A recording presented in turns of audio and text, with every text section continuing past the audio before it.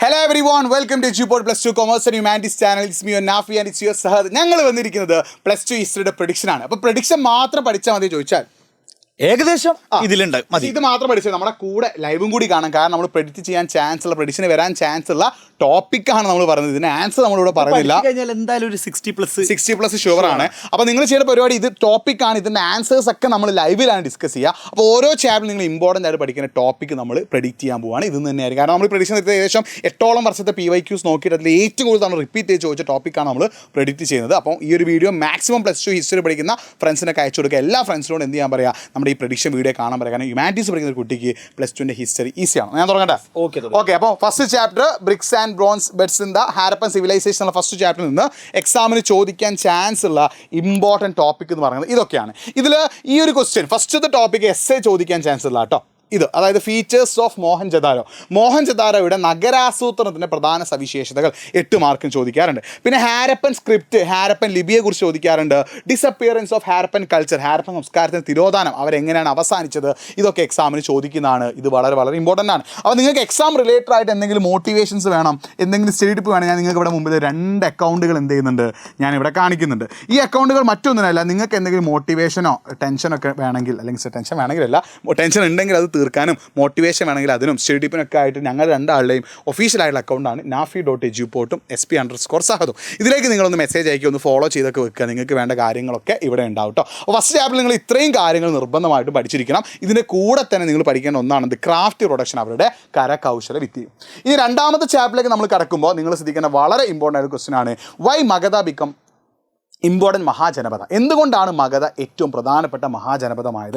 ഒരുപാട് തവണ ചോദിച്ചിട്ടുണ്ട്. പിന്നെ ഈ ഒരു ചാപ്റ്റർ എസ്സേ ചോദിക്കാൻ ചാൻസ് ഉള്ള ടോപ്പിക്കാണ് മൗര്യ സാമ്രാജ്യം. മൗര്യ സാമ്രാജ്യത്തിൻ്റെ ആർമി, അവരുടെ സൈന്യത്തെക്കുറിച്ചിട്ട്, അശോകനെ കുറിച്ചിട്ട്, അതേപോലെ തന്നെ അവരുടെ സോഴ്സസ്, അവരെക്കുറിച്ച് അറിയാനുള്ള ഉറവിടങ്ങളെക്കുറിച്ചിട്ടൊക്കെ എന്ത് ചെയ്യാറുണ്ട്, ഇതൊന്ന് എസ്സേ ചോദിക്കാറുണ്ട്. അപ്പോൾ എസ്സേക്ക് വളരെ ഇമ്പോർട്ടൻ്റ് ആണ്. പിന്നെ 3 മാർക്കിൻ്റെ ക്വസ്റ്റ്യൻ ആണെന്ത്, അലഹാബാദ് പ്രശസ്തി അല്ലെങ്കിൽ പ്രയാഗ പ്രശസ്തി. 3 മാർക്കിന് എക്സാമിന് ചോദിക്കാൻ അശോകം പഠിച്ചു വെക്കാൻ വളരെ വളരെ ഇമ്പോർട്ടൻ്റ് ആണ്. അടുത്തത് മൂന്നാമത്തെ ചാപ്റ്റർ നിങ്ങൾ പഠിക്കേണ്ടത് ഒന്ന് ക്രിട്ടിക്കൽ എഡിഷൻ ഓഫ് മഹാഭാരതം, ഒരു 3 മാർക്കിന് എക്സാമിന് ചോദിക്കാറുണ്ട്. പിന്നെ റൂൾസ് ഓഫ് മാരേജ്, അവരുടെ വിവാഹ നിയമങ്ങളെക്കുറിച്ച് എക്സാമിന് ചോദിക്കാറുണ്ട്.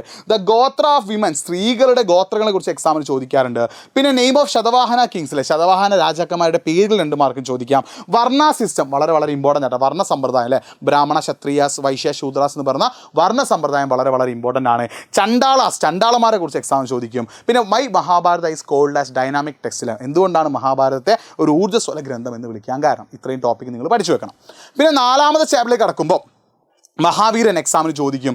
ജൈനിസം, ജൈനമതത്തിൻ്റെ സവിശേഷത എക്സാമിന് ചോദിക്കും. ശ്രീബുദ്ധനെ കുറിച്ച് ചോദിക്കും. അതേപോലെ ബുദ്ധൻ്റെ ടീച്ചിങ്സ്, ബുദ്ധൻ്റെ പഠിപ്പിക്കലുകളെ കുറിച്ച് എക്സാമിന് ചോദിക്കും. സ്തൂപങ്ങൾ വളരെ വളരെ ഇമ്പോർട്ടൻ്റ് ആണ്. സ്ട്രക്ചർ, അതിൻ്റെ ഘടന നിങ്ങൾ പഠിച്ചു വെക്കണം. പിന്നെ മഹായാന ബുദ്ധിസം, മഹായാന ബുദ്ധമതത്തെക്കുറിച്ചിട്ടും എക്സാമിന് ചോദിക്കാറുണ്ട്. പിന്നെ നമ്മൾ 5ാമത്തെ ചാപ്റ്ററിലേക്ക് കടക്കുമ്പോൾ ഇത്രയും കാര്യങ്ങളാണ്. ഒന്ന് അൽ ബിറൂനി ആൻഡ് കിതാബ് അൽ ഹിന്ദ്, അൽ ബിറൂനിയെ കുറിച്ചിട്ടും അദ്ദേഹത്തിൻ്റെ പുസ്തകമായുള്ള കിതാബ് അൽ ഹിന്ദിനെ കുറിച്ച് ചോദിക്കും. പിന്നെ ഇബ്നു ബത്തൂത്ത, ഈ ചാപ്റ്റർ മുമ്പ് നമ്മൾ എസ്സേ ചോദിച്ചതാണ് ഇബ്നു ബത്തൂത്ത, അതിൽ അദ്ദേഹത്തിൻ്റെ കാര്യങ്ങളൊക്കെ പഠിച്ചു വെക്കണം.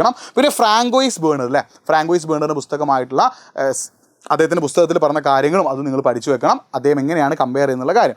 പിന്നെ അന്നത്തെ കാലത്ത് സ്ത്രീകളുടെ അവസ്ഥയും അന്നത്തെ കാലത്ത് സിറ്റീസിനെ കുറിച്ചിട്ടും ഈ പുസ്തകങ്ങൾക്ക് എന്ത് പറയുന്നുണ്ട്, അന്നത്തെ കാലത്ത് സ്ത്രീകളുടെ അവസ്ഥ, അടിമകളുടെ അവസ്ഥ, സിറ്റികൾ അഥവാ നഗരങ്ങളെ കുറിച്ചിട്ടും പറയുന്നുണ്ട്. അതും നിങ്ങൾ പഠിച്ചു വെക്കണം കേട്ടോ. ഈ നമ്മൾ 6ാമത്തെ ചാപ്റ്ററിലേക്ക് കടക്കുകയാണെങ്കിൽ ഇതിൽ എക്സാമിന് ചോദിക്കേണ്ടത് ഒന്ന് ഭക്തി മൂവ്മെൻറ്റ് അല്ലേ. അതിൽ അൽവാസ് ആൻഡ് നയനാസർ, ഇത് ഒരുപാട് തവണ റിപ്പീറ്റ് ചെയ്ത് ചോദിച്ചാണ്. ഭക്തി പ്രസ്ഥാനത്തെക്കുറിച്ചിട്ടും അൽവാർമാരെ കുറിച്ചിട്ടും നയനാർമാരെ കുറിച്ചിട്ടും.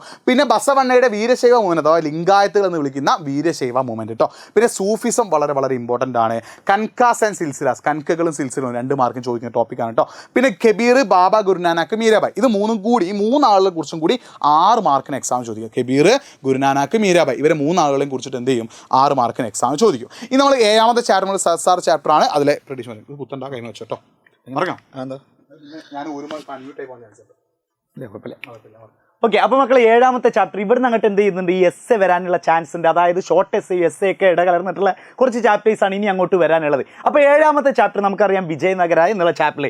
അതിൽ മെയിനായിട്ട് നിങ്ങൾ വിജയനഗരത്തിലെ പ്രധാനപ്പെട്ട രാജാക്കന്മാരെ പറ്റിയിട്ടും അവിടുത്തെ ട്രേഡ്, അവിടുത്തെ കച്ചവടത്തെ പറ്റിയിട്ട് നമുക്കറിയാം. അവിടെ എന്തായിരുന്നു, രത്നങ്ങൾ, അതുപോലെ തന്നെ കുതിരച്ചെട്ടീസ് എന്നൊക്കെ പറഞ്ഞിരുന്നില്ലേ, അത് കൃത്യമായിട്ട് എന്ത് ചെയ്യണം, പഠിച്ചു വെക്കണം. പിന്നെ കൃഷ്ണദേവരായർ, അവിടുത്തെ ഫേമസ് റൂളർ ആയിരുന്നു ആരെന്ന് പറയുന്നത് കൃഷ്ണദേവരായർ. അപ്പോൾ അദ്ദേഹത്തിൻ്റെ കുറച്ച് കോൺട്രിബ്യൂഷൻസ്, അദ്ദേഹം എന്തൊക്കെ ചെയ്തു, അവിടുത്തെ സൈനികരെ എങ്ങനെയൊക്കെ അദ്ദേഹം ട്രീറ്റ് ചെയ്തിരുന്നു, അതുപോലെ തന്നെ അദ്ദേഹം എന്തൊക്കെ കാര്യങ്ങളാണ് അല്ലെങ്കിൽ ആർട്ടിസ്റ്റുകളെ എങ്ങനെയാണ് ട്രീറ്റ് ചെയ്തത്, ഈ കാര്യങ്ങളൊക്കെ എന്ത് ചെയ്യണം നോക്കണം. പിന്നെ അതുപോലെ തന്നെ അമരനായക, എന്തായാലും ഒരുപാട് ക്വസ്റ്റ്യൻ പേപ്പറിൽ കണ്ടിട്ടുള്ളതാണ് ഈ അമരനായക സിസ്റ്റം. നമ്മൾ അവിടുത്തെ മിലിറ്ററികൾക്ക് എന്ത് ചെയ്യുക, അമരം പതിച്ചു കൊടുക്കുക എന്നൊക്കെ പറഞ്ഞിട്ടില്ല. അപ്പോൾ അമരനായക സിസ്റ്റം നമ്മൾ നോക്കി വെക്കണം. പിന്നെ അവിടുത്തെ ട്രാവലേഴ്സ്, അതായത് നമ്മുടെ അബ്ദുൾ റസാഖും അതുപോലെ തന്നെ ഫെർണാണ്ടോ നൂനീസും പിന്നെ അതുപോലെ തന്നെ നിക്കോള ഡിക്കോൺ ഇറ്റലിക്കാരനായ അവരൊക്കെ വിജയനഗരം സന്ദർശിച്ചവരാണ്. അപ്പോൾ അവർ കണ്ടപ്പോൾ തന്നെ അവർ പറഞ്ഞിട്ടുണ്ട്, ഓ അത്ഭുതം എന്ന് വെച്ചാൽ അവിടുത്തെ പാത്രങ്ങളെ പറ്റിയിട്ടും അവിടുത്തെ നമ്മളെന്താ പറയുക കോട്ടകളെ പറ്റിയിട്ടും റോഡുകളെ പറ്റിയിട്ടും അവർ ബിൽഡിങ്സുകളെ പറ്റിയിട്ടൊക്കെ അവർ അമ്പരന്ന് പോയിരുന്നു. അപ്പോൾ അതിനെ പറ്റിയിട്ട് എന്ത് ചെയ്യണം, ഓരോരുത്തരും എന്തൊക്കെയാണ്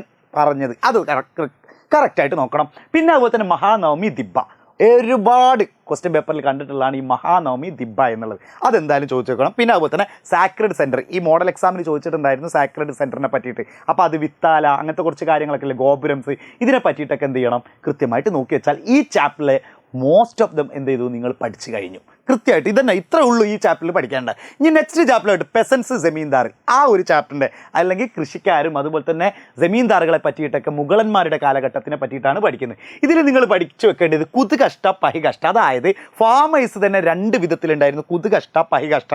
നമുക്കറിയാം കുതുകഷ്ട എന്ന് പറഞ്ഞ കുടുംബമുള്ളവർ എന്നൊക്കെ ആലോചിച്ച് വെച്ചാൽ മതി, അവർ സ്വന്തമായിട്ട് ഭൂമിയുള്ളവരാണ്. പഹികഷ്ട നെഹി എന്ന് ആലോചിച്ചാൽ മതി, അതങ്ങോട്ട് ആലോചിക്കുക. പിന്നെ അതുപോലെ തന്നെ ജിൻസ് ഇ കാമിൽ, എന്താണ് ഈ ജിൻസ് ഇ കാമിൽ എന്ന് ഉദ്ദേശിക്കുന്ന പദം കൊണ്ട് ഉദ്ദേശിക്കുന്നത്, പെർഫെക്റ്റ് ക്രോപ്സ് എന്ന് പറയുന്ന നമ്മൾ പറയുന്ന ഈ ക്യാഷ് ക്രോപ്സുകളില്ലേ, അതിനെയാണ് ജിൻസ് ഇ കാമിൽ എന്ന് പറയുന്നത്. പിന്നെ ആ കാലഘട്ടത്തിലെ വുമൻസ്, സ്ത്രീകളുടെ പങ്ക് എന്തായിരുന്നു, എനിക്ക് തോന്നുന്ന മോഡൽ എക്സാമിന് ഒരു ക്വസ്റ്റ്യൻ ഉണ്ടായിരുന്നു, അഗ്രേറിയൻ സൊസൈറ്റിയിലെ വുമൻസിൻ്റെ സ്ത്രീകളുടെ പങ്ക് എങ്ങനെയൊക്കെ ആയിരുന്നു. സ്ത്രീകൾ പുരുഷന്മാരുടെ കൂടെ തന്നെ എല്ലാ പരിപാടിക്കും ഉണ്ടായിരുന്നു. പക്ഷെ അവരെന്തായിരുന്നു, പീരീഡ്സിൻ്റെ സമയം ഉണ്ടല്ലോ, ഒരു മെൻസ്ട്രൽ പീരീഡ്, ആ സമയത്ത് എന്തുണ്ടായിരുന്നു, അവരെ മാറ്റി നിർത്തപ്പെട്ടു. പിന്നെ എന്താണ് ജമാ ഹസിൽ, രണ്ട് വേർഡുകളാണ് ജമാ, സാലറിയെ പറയുന്നത്, കുതിരപ്പടയെ പറയുന്ന ജമാ ഹസിൽ. പിന്നെ ഐനി അക്ബരി, ഏറ്റവും ഇമ്പോർട്ടൻ്റ് ആണ് ഐനി അക്ബരിയുടെ ലിമിറ്റേഷൻസ് എന്ന് പറയുന്നത്. പിന്നെ ഇനി നമ്മൾ 9ാമത്തെ ചാപ്റ്റർ കിങ്സ് ആൻഡ് ക്രോണിക്കിൾസ്, അതിൽ നിങ്ങൾ പഠിച്ചു വെക്കേണ്ടത് features of Mughal administration, Mughal അഡ്മിനിസ്ട്രേഷൻ്റെ സവിശേഷതകൾ നിങ്ങൾ നോക്കണം. അക്ബർ നാമയും ബാദ്ഷാ നാമയും, അതിലൊരു ക്വസ്റ്റ്യൻ ഷുവറാണ്, അക്ബർ നാമയാണ് ഏറ്റവും കൂടുതൽ ചോദിക്കാൻ ചാൻസ് ഉള്ളത്. പിന്നെ സാത്ത് ആൻഡ് സാവർ, അതെന്ത് ചെയ്യണം,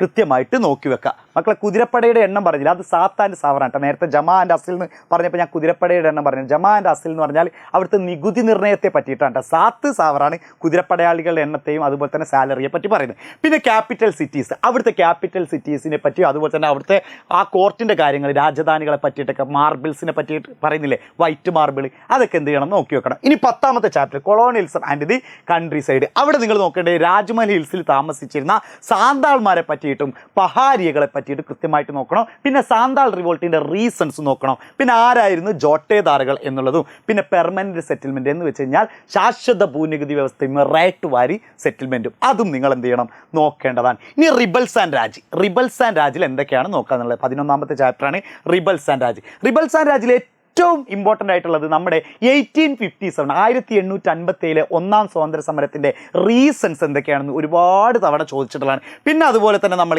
ഇമേജസ് ഓഫ് ദി റിവോൾട്ട്, ആ റിവോൾട്ടിലെ പ്രധാനപ്പെട്ട ചിത്രീകരണത്തെ പറ്റി പറയുന്നത് നാഷണലിസ്റ്റും ഉണ്ട് വെസ്റ്റേണിസ്റ്റും ഉണ്ട്. അതായത് പാശ്ചാത്യവും നമ്മുടെ ദേശീയ ചിത്രീകരണം, ആ കുറച്ച് ഇൻ മെമ്മോറിയൽ എന്നൊക്കെ പറഞ്ഞിട്ടുള്ള കുറച്ച് ചിത്രീകരണം ഉണ്ടല്ലോ, മിസ് വീലറിൻ്റെ ചിത്രീകരണം, അതൊക്കെ എന്ത് ചെയ്യണം കൃത്യമായിട്ട് പഠിക്കണം. പിന്നെ ഏറ്റവും കൂടുതൽ സ്പ്രെഡ് ആയത് എവിടെയാണ്, മീററ്റിലാണ് ഇത് സ്റ്റാർട്ട് ചെയ്തതെങ്കിൽ പോലും അവധിലാണ് ഇത് ഏറ്റവും കൂടുതൽ സ്റ്റാർട്ട് ചെയ്തത്. അതിൻ്റെ റീസൺ എന്താണെന്നും ആ ചാപ്റ്ററിൽ നോക്കണം. ഇനി 12ാമത്തെ ചാപ്റ്റർ മഹാത്മാഗാന്ധി ആൻഡ് മൂവ്മെൻറ്റ്, അതിലാണ് എസ്എ ക്വസ്റ്റ്യൻ നിങ്ങളോട് ചോദിക്കുക, ഒരുപാട് തവണ ചോദിച്ചിട്ടുള്ളതാണ്. നമ്മൾ ഈ കാര്യങ്ങൾ പഠിച്ചു കഴിഞ്ഞാൽ തന്നെ ഏറ്റവും കൂടുതൽ നിങ്ങൾ എന്ത് പഠിച്ചു കഴിഞ്ഞു എന്നാണ്. ഏർലി സ്ട്രഗിൾസ്, ആദ്യകാല സമരങ്ങൾ, നോൺ കോപ്പറേഷൻ മൂവ്മെൻറ്റ്, സാൾട്ട് സത്യാഗ്രഹ, ക്വിറ്റ് ഇന്ത്യ മൂവ്മെൻറ്റ്, ഇതൊക്കെ എന്ത് ചെയ്യുക കൃത്യമായിട്ട് പഠിച്ചു വെക്കുക. പിന്നെ അതുപോലെ തന്നെ കൺട്രി ടോണപ്പാട്ട്, അതായത് നമ്മുടെ പാർട്ടീഷൻ്റെ ചാപ്റ്റർ, നമ്മൾ ഇന്ത്യയും പാകിസ്ഥാനും, അതിൽ നിങ്ങൾ പഠിക്കേണ്ടത് അവിടുത്തെ പാർട്ടീഷൻ്റെ സമയത്ത് സ്ത്രീകൾക്ക് എങ്ങനെയൊക്കെയാണ് ഇതിൽ അനുഭവിച്ചത്, സ്ത്രീകൾ ഒരുപാട് റേപ്പ് ചെയ്യപ്പെട്ടു എന്നൊക്കെ പറഞ്ഞിരുന്നു, അത് പഠിക്കണം. പിന്നെ ഡയറക്റ്റ് ആക്ഷൻ ഡേ, അതെന്ത് ചെയ്യണം, മുസ്ലിം ലീഗ് കൊണ്ടുവന്ന ഒരു ഡേ ആണ് ഡയറക്റ്റ് ആക്ഷൻ ഡേ എന്നൊക്കെ പറയുന്നത്. പിന്നെ ക്യാബിനറ്റ് മിഷൻ കൊണ്ടുവന്ന കാര്യങ്ങളും, പിന്നെ അതുപോലെ തന്നെ ഫിഫ്ത്ത് റിപ്പോർട്ട് ഞാൻ ഇതിൽ നോട്ട് ചെയ്യാൻ വിട്ടുപോയതാണ്. ഫിഫ്ത്ത് റിപ്പോർട്ടിൻ്റെ കാര്യങ്ങൾ നിങ്ങൾ എന്ത് ചെയ്യണം നോട്ട് ചെയ്ത് വെക്കണം. പിന്നെ ഒരു വിഭജനത്തിൻ്റെ പശ്ചാത്തലം, അവിടെ റേപ്പ് ചെയ്യപ്പെട്ടു, സ്ത്രീകൾ അങ്ങോട്ടാക്കി, യെസ് ആ കാര്യങ്ങൾ. പിന്നെ മോഡൽ എക്സാമിന് ഈ ഒരു ചാപ്റ്ററിനാണ് നിങ്ങൾക്ക് എന്ത് ചോദിച്ചത്, ക്രോണോളജിക്കൽ ഓർഡർ ചോദിച്ചത്. അപ്പോൾ പബ്ലിക് എക്സാമിന് ചിലപ്പോൾ ഈ ചാപ്റ്റർ ആയിരിക്കും, അല്ലെങ്കിൽ കേരളത്തിൻ്റെ ചാപ്റ്റർ. അപ്പോൾ ഇതിൽ പറഞ്ഞ നമ്മൾ ഒരു സാധാരണ ചോദിക്കൽ കേരളത്തിൻ്റെ ചാപ്റ്റർ എന്നാണ്. അപ്പോൾ മോഡൽ എക്സാമിന് ഇത് ചോദിച്ചോ ആയതുകൊണ്ട് ഇത് തന്നെ പബ്ലിക്കേഷൻ ചോദിക്കുന്ന ഉറപ്പൊന്നുമില്ല, ചിലപ്പോൾ ചോദിച്ചേക്കാം. അപ്പോൾ ഇതിൻ്റെ ഒരു വീഡിയോ നമ്മൾ ഓൾറെഡി നമ്മുടെ ചാനൽ നമ്മൾ അപ്ലോഡ് ചെയ്തിട്ടുണ്ട്. നിങ്ങൾ അതെന്ത് ചെയ്യുക, ഒന്ന് കാണട്ടെ. ക്രോണോളജിക്കൽ ഓർഡറിൻ്റെയും മാപ്പിൻ്റെയും വീഡിയോ നമ്മൾ ഓൾറെഡി അപ്ലോഡ് ചെയ്തിട്ടുണ്ട്. അത് രണ്ടും 100% ഉറപ്പാണ്. അപ്പോൾ ക്രോണോളജിക്കൽ ഓർഡർ ഈ ചാപ്റ്റർ ചോദിക്കാൻ ചാൻസ് ഉള്ള കാര്യങ്ങൾ, ഈ ചാപ്റ്ററിലെ കേരളത്തിൻ്റെ ചാപ്റ്റർ ആണെങ്കിൽ അതെന്നുള്ള സാധനങ്ങൾ ഇൻക്ലൂഡ് ചെയ്യുന്ന ഒരു വീഡിയോ നമ്മൾ ചെയ്തിട്ടുണ്ട്. നിങ്ങൾ നിർബന്ധമായിട്ടും കാണാം. ഈ ഒരു ചാപ്റ്റർ കൂടി ഞങ്ങൾക്ക് ഇതില്ല കഴിഞ്ഞോ? യെസ്. അപ്പോൾ ഈ കേരളത്തിൻ്റെ ഈ ചാപ്റ്റർ നിങ്ങൾ ശ്രദ്ധിക്കേണ്ടത് ഒന്നുകിൽ ക്രോണോളജിക്കൽ ഓർഡർ ആയിരിക്കും. ഈ ക്രോണോളജിക്കൽ ഓർഡർ ചോദിച്ചിട്ടില്ലെങ്കിൽ ഈ 14ാമത്തെ ചാപ്റ്റർ നിങ്ങൾ പഠിച്ചു വെക്കേണ്ടത്, 14ാമത്തെ ചാപ്റ്റർ നിങ്ങൾ പഠിച്ചു വെക്കേണ്ട പ്രധാനപ്പെട്ട കാര്യം ശ്രദ്ധിക്കുക. പ്രീ മോഡേൺ കേരളം എന്നുള്ള 14ാമത്തെ ചാപ്റ്ററിൽ ഒന്ന് തിണകൾ വളരെ ഇമ്പോർട്ടൻ്റ് ആണ്. ഏറ്റവും കൂടുതൽ നമ്മൾ റിപ്പീറ്റ് ചെയ്ത് ചോദിച്ചത് തിണകളാണ്. 5 തിണകളെ കുറിച്ച് പഠിച്ചു വെക്കുക. പിന്നെ അവിടുത്തെ എക്സ്ചേഞ്ച്, നൊടുതൽ എന്ന് വിളിക്കുന്ന ആ കൈമാറ്റ സമ്പ്രദായത്തെക്കുറിച്ച് പഠിക്കുക. പിന്നെ മഹോദയപുരത്തെ കുറിച്ചിട്ട് അവിടുത്തെ പെരുമാൾ സമ്പ്രദായത്തെക്കുറിച്ച്, പെരുമാൾ റൂളിങ്ങിനെ കുറിച്ച് എക്സാമിന് ചോദിക്കും. കച്ചം വളരെ ഇമ്പോർട്ടൻ്റ് ആണ്. ഒരുപാട് തവണ റിപ്പീറ്റ് ചെയ്ത് ചോദിച്ചതാണ്. കച്ചം നിർബന്ധമായിട്ടും പഠിക്കണം. പിന്നെ സ്വരൂപങ്ങളും അതിൻ്റെ പ്രത്യേകതകളും, പിന്നെ സങ്കേതങ്ങളിൽ ഇത്തവണ മോഡൽ എക്സാമിന് ചോദിച്ചു, ചിലപ്പോൾ അത് തന്നെ പബ്ലിക് എക്സാം റിപ്പീറ്റ് ചെയ്ത് ചോദിച്ചേക്കാം കേട്ടോ. സങ്കേതങ്ങൾ പഠിച്ചു വെക്കണം. പിന്നെ നമ്മൾ 15ാമത്തെ പാഠമായിട്ടുള്ള കേരള ടുവേർഡ്സ് മോഡലിലേക്ക് കടക്കുമ്പോൾ ഇതിൽ എക്സാം നിങ്ങൾ പഠിക്കേണ്ടത് അവിടുത്തെ missionary education, BM Basel evangelical mission, church mission society, അങ്ങനെയുള്ള മിഷനുകളുണ്ടല്ലോ, അതിൻ്റെ പേരും അവരുടെ കാര്യങ്ങൾ പഠിച്ചു വെക്കണം. പിന്നെ അവിടുത്തെ നിയമ സിസ്റ്റം, ലീഗൽ സമ്പ്രദായത്തെ കുറിച്ചിട്ട് വളരെ ഇമ്പോർട്ടൻ്റ് ഒന്ന് പഴശ്ശി റിവോൾട്ട്, പഴശ്ശി കലാപം ഒരുപാട് തവണ എക്സാമിന് ചോദിച്ചതാണ്. പിന്നെ വേലുത്തമ്പി ആൻഡ് പാലിയത്തച്ഛൻ, വേലുത്തമ്പിയെ കുറിച്ചിട്ടും പാലിയത്തച്ഛനെ കുറിച്ചിട്ടും ഒരുപാട് തവണ എക്സാമിന് ചോദിച്ചിട്ടുണ്ട്. കുറിച്യ റിവോൾട്ട്, കുറിച്യ കലാപത്തെ കുറിച്ചിട്ട് നിങ്ങൾ നിർബന്ധമായിട്ട് എന്ത് ചെയ്യണം, പഠിച്ചിരിക്കണം. ഒരുപാട് തവണ എക്സാമിന് ചോദിച്ചിട്ടുണ്ട് കേട്ടോ. പിന്നെ വളരെ ഇമ്പോർട്ടൻ്റ് ആണ് എന്ത്, the social reform movement in 19th and 20th century Kerala, Sree Narayana Guru, Chattampi Swamikal, ആ പേരുകളും അവരുടെ റിഫോം മൂവ്മെൻറ്റ് പഠിക്കുക. പിന്നെ ചാന അജിറ്റേഷൻ, ചാനാർ ലഹള, പിന്നെ വൈക്കം സത്യാഗ്രഹം ആൻഡ് ഗുരുവായൂർ സത്യാഗ്രഹം കേട്ടോ. വൈക്കം സത്യാഗ്രഹവും ഗുരുവായൂർ സത്യാഗ്രഹവും കേട്ടോ. അപ്പോൾ ഇത്രയുമാണ് നമ്മളെ +2 ഹിസ്റ്ററിയുടെ ആകെ പ്രഡിക്ഷൻ എന്ന് പറയുന്നത്. പക്ഷേ ഇത് മാത്രം പഠിച്ചാൽ പോരാ, ഇതിൻ്റെ കൂടെ ഇതിൻ്റെ ആൻസേഴ്സ് നമ്മളോട് ഡിസ്കസ് ചെയ്യുക നമ്മുടെ ലൈവിലാണ്. അപ്പോൾ ലൈവിലേക്ക് നിങ്ങൾ കറക്റ്റായിട്ട് എത്തുക. പിന്നെ റെക്കോർഡ് വീഡിയോസ് ആയിട്ട് നമ്മൾ മോസ്റ്റ് റിപ്പീറ്റഡ് ക്വസ്റ്റ്യൻ എന്നുള്ള പേര് ഒരു സീരീസ് നമ്മൾ ഹിസ്റ്ററിക്കായിട്ട് സ്റ്റാർട്ട് ചെയ്യുന്നുണ്ട്. അതിൻ്റെ വീഡിയോസ് നിങ്ങൾക്ക് നാളെ മുതൽ നമ്മുടെ ചാനലിൽ കാണാൻ പറ്റും. നിങ്ങൾ ചെയ്യുന്ന പരിപാടി എന്താ, ഇന്ന് നമ്മൾ അപ്ലോഡ് ചെയ്ത മാപ്പിൻ്റെയും ക്രോണോളജിക്കൽ ഓർഡറിൻ്റെ വീഡിയോ കാണാം. നിങ്ങൾക്ക് +2 എക്സാം ഈസി ആയിരിക്കും. നിങ്ങൾക്ക് എന്ത് സംശയം ഉണ്ടെങ്കിലും nafi.ejuportലേക്കും SP_സാദിലേക്ക് നിങ്ങൾക്ക് മെസ്സേജ് അയക്കുക. ഞങ്ങളുടെ സപ്പോർട്ടായിട്ട് കൂടെ ഉണ്ടാവും. ഓൾ ദ ബെസ്റ്റ് മക്കളെ, മറക്കണ്ട. All the best. Exam easy ആവട്ടെ.